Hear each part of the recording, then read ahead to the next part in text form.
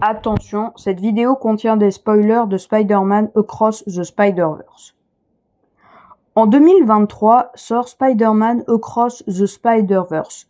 Ce film nous montre Miles Morales découvrant l'existence de la Spider Society, une organisation de Spider-Man assurant le bon fonctionnement du multivers. Il apprend avec horreur que l'équilibre du multivers est assuré par la mort d'un proche de chaque Spider-Man, ce qui signifie que son père, Jeff, ne va pas tarder à mourir. Miles fait donc tout pour sauver Jeff, mais sur sa route se dresse Miguel O'Hara, le chef de la Spider Society. L'année même de sa sortie, Spider-Man Across the Spider-Verse est considéré à juste titre comme tout simplement excellent. Que ce soit pour l'animation grandiose, le style super-héroïque maîtrisé à la perfection ou les personnages. Et parmi ces personnages, nous allons aujourd'hui parler de mon préféré, Miguel O'Hara. Car je vais vous expliquer aujourd'hui pourquoi est-ce que Miguel n'est pas du tout un méchant dans ce film.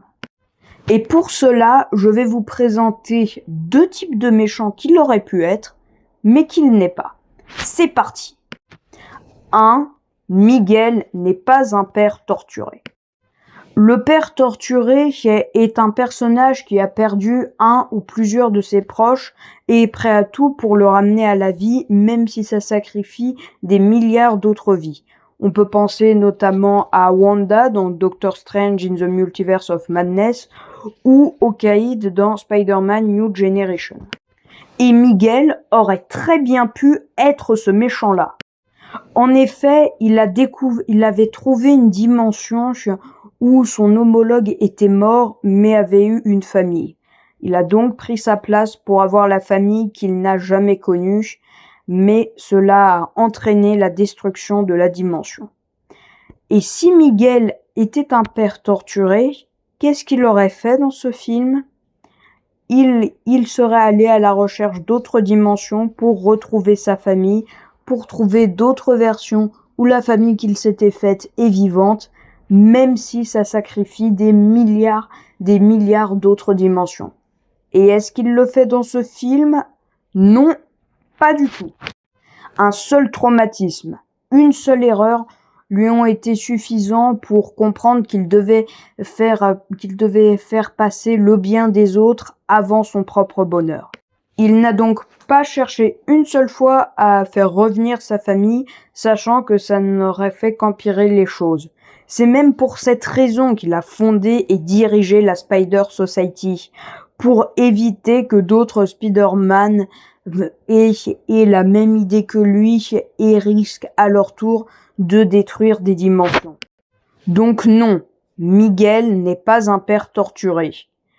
Il a été à la recherche de la famille qu'il n'avait jamais eue, l'a trouvée, l'a perdue, l'a acceptée, et voilà. Il a appris de son erreur et n'a pas tout fait pour continuer à chercher, sacrifiant ses autres homologues jusqu'à ce qu'il puisse enfin retrouver sa famille.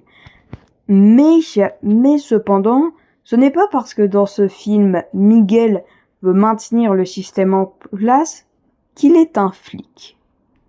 2. Miguel n'est pas un flic. Un flic est un personnage qui maintient le bon fonctionnement d'un système, même si ce dernier est injuste, et n'hésite pas à tuer les héros, ce dernier le remet en question, sans jamais lui-même s'interroger. On peut notamment penser à l'agent Smith dans Matrix ou au Stormtrooper dans Star Wars. Miguel n'en est pas un. Certes, il veut empêcher Miles de sauver la vie de Jeff, mais déjà, il comprend mieux que personne ce que Miles ressent, la rage et la douleur que c'est que de savoir que la mort d'un proche fait partie du bon fonctionnement d'un système. Il le comprend mieux que personne. et pendant une partie du film, il tente justement de le raisonner et ne veut pas lui faire du mal. Et même dans le film, à aucun moment, il n'essaie de le tuer. Il est ferme, oui, mais parce que pour lui, il faut l'être. C'est nécessaire. Mais il comprend Miles. Il se met à sa place. Il sait pourquoi est-ce que Miles se proteste.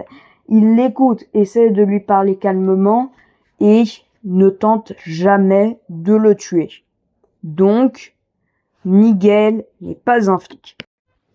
On a donc supprimé ces deux types de méchants que Miguel aurait pu être. Il n'est ni un père torturé, ni un flic. Mais alors, qui est-il? Il est un Spider-Man qui a compris mieux que personne cette phrase: un grand pouvoir implique de grandes responsabilités. Grâce à ses capacités, il a failli accéder à la vie de famille qui lui manquait, mais la façon dont il a voulu obtenir ce bonheur a détruit tout ce qu'il aimait. Il a donc compris qu'un vrai héros, au lieu de vouloir à tout prix accéder à ce qu'il n'a pas, doit permettre aux autres d'obtenir ce dont ils ont besoin et doit empêcher l'univers d'exploser.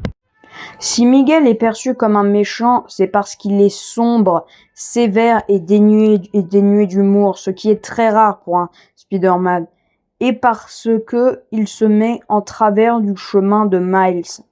Mais ça ne fait pas de lui un méchant. Le vrai méchant du film, c'est évidemment l'attache. Miguel, lui, est un homme sévère qui est dur avec un autre Spider-Man parce qu'il veut l'empêcher de subir le même traumatisme qu'il a connu. Voir son étincelle d'espoir être éteinte après qu'elle ait embrasé tout un monde. Donc, en conclusion, pour moi, Miguel O'Hara n'est pas un méchant.